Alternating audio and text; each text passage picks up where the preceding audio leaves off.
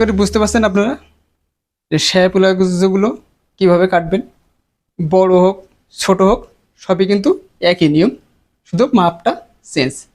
বড়দের বেলায় আপনার মাপ একরকম, ছোটদের বেলায় মাপ একরকম। আসসালামু আলাইকুম, আশা করি ভালোই আছেন। তো আজকে আমি কাটিং করব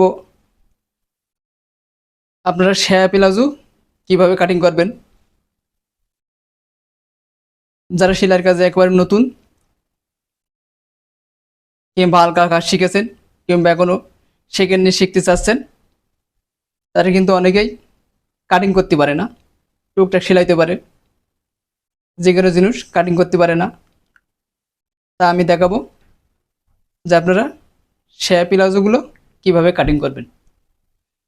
আমার শ্যাপিলাজো কাটিং করার জন্য দরকার প্রথম একটা কাপড়। এই যে আমার কাছে কাপড়টা আছে, আমি কাপড়টাকে প্রথমে এভাবে ভাঁজটা খুলে নেব। দেখুন আমি যেভাবে ভাঁজটা খুলে নিতেছি, নিয়ে ঠিক আপনারা এইভাবে মাঝখান দিয়ে কাপড়টা ভাঁজ করে নেবেন। এটা একটা বাচ্চাদের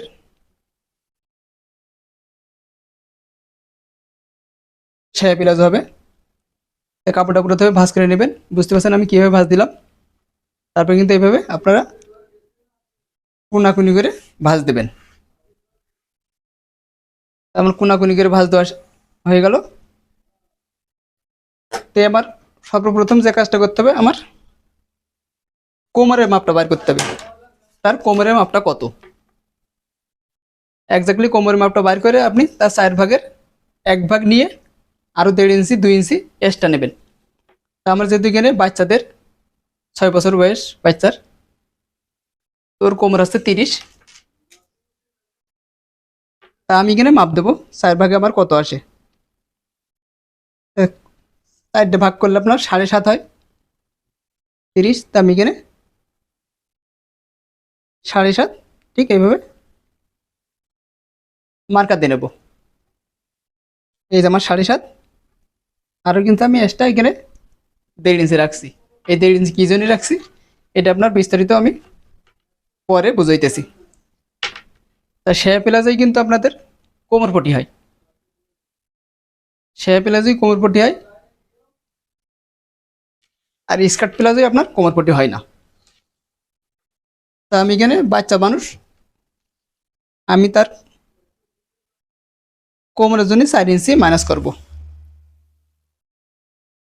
4 ইঞ্চি 5 ইঞ্চি আমি মাইনাস করে নেবো, নিয়ে আমি ঠিক এভাবে কাটিংটা করে দেবো। তো আমি 26 ইঞ্চি এভাবে মার্কা করতে করতে চলে যাবো।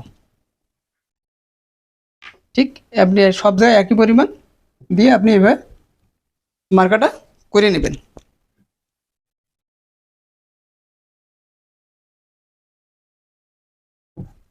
এই যে আমার কিন্তু মার্কাটা উঠানো শেষ। এবার আমি আসবো হাইয়ের মাপটা। যেহেতু বাচ্চা, আমি কিন্তু 5 ইঞ্চি বাদ দিয়ে, যেহেতু 6 বছর বাচ্চার, আপনি কিন্তু 20 ইঞ্চি হাই দিলেই এনাফ। 20-এর উপরে দিলে কিন্তু আবার লুজ হয়ে যাবে। তা আমি এখানে 10-এ মার্কা দেবো। দিয়ে আমি যে 1.5 ইঞ্চি এক্সট্রা নিয়েছিলাম, আমি সোজা করে একটু দাগ দিয়ে দেবো। আমি এই দাগের সাথে এই দাগটা মিশিয়ে দেবো। তা আপনারা চাইলে এখানেও একটু অ্যাঙ্গেল করেও দিতে পারেন, শেপ কাট দিয়ে সোজা দিলেও কোনো সমস্যা নেই। তা আশা করি বুঝতে পারছেন আপনারা যে শ্যাপিলাজোগুলো কীভাবে কাটবেন। বড় হোক ছোট হোক সবই কিন্তু একই নিয়ম, শুধু মাপটা চেঞ্জ। বড়দের বেলায় আপনার মাপ একরকম, ছোটদের বেলায় মাপ একরকম। মাপ একরকম বলতে তাই বলে আবার আলাদা কোনো ডিফারেন্স না, কারণ শুধু কোমরের মাপটা বড়দের, আপনি বড়দের ঠিক একইভাবে আপনি কোমরের মাপটা 4 ভাগের 1 ভাগে আপনি মাপটা দেবেন এখানকার। তারপরে 1.5 ইঞ্চি কিংবা 2 ইঞ্চি বেশি নেবেন এই হাই ডাউন দেওয়ার জন্য। আর যদি আপনি অ্যাকুরেট মাপে নেন, তাহলে কিন্তু আপনার হাই ডাউনটা যখন কাটবেন তখন কিন্তু আপনার কোমরটা টাইট হয়ে যাবে। আর কোমরটা টাইট হয়ে গেলে কিন্তু আপনার কাস্টমার রিপোর্ট দেবে যে আপনি কি সালোয়ার বানালেন, কি প্লাজো বানাই দিলেন, আমার কিন্তু কোমরে টাইট হয়ে যাচ্ছে। এই জন্য কিন্তু এই 1.5 ইঞ্চি আপনার অবশ্যই এক্সট্রা নিতে হবে। আশা করি বুঝতে পারছেন। আর যদি বুঝতে কোনো সমস্যা হয় আমাদের অবশ্যই কমেন্ট করে জানাবেন। আপনাদের কমেন্টের মাধ্যমে আপনার সব কিছু বুঝিয়ে দেবো।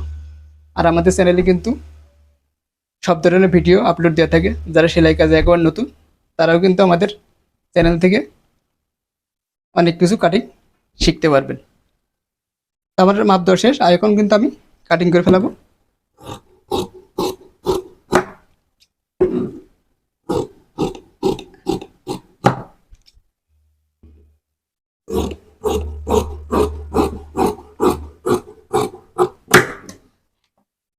এখানে আমি হালকা একটু রাউন্ড দিয়ে দেবো। দেখুন আমার কিন্তু শাড়ি ব্লাউজও কাটা শেষ। এখানে কিন্তু আপনার 2 ঠ্যাং আছে, ঘেরও কিন্তু প্রচুর পরিমাণ, দেখুন প্রচুর ঘের হবে। এভাবে আপনারা যদি কাটেন।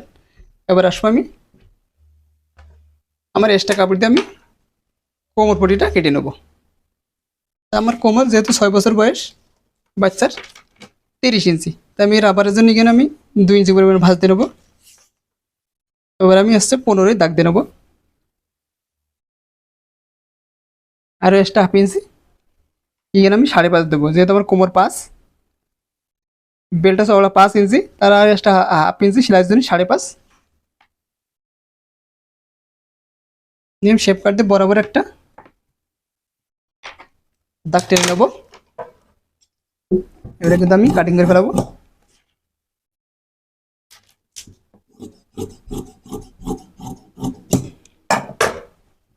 এগুলো আমার কোমরও কিন্তু কাটা শেষ। এটা আমার কোমরটা কিন্তু এখানে জয়েন করতে হবে। তা আশা করি বুঝতে পারছেন, খুব সহজ কিন্তু এই প্লাজোগুলো কাটায়।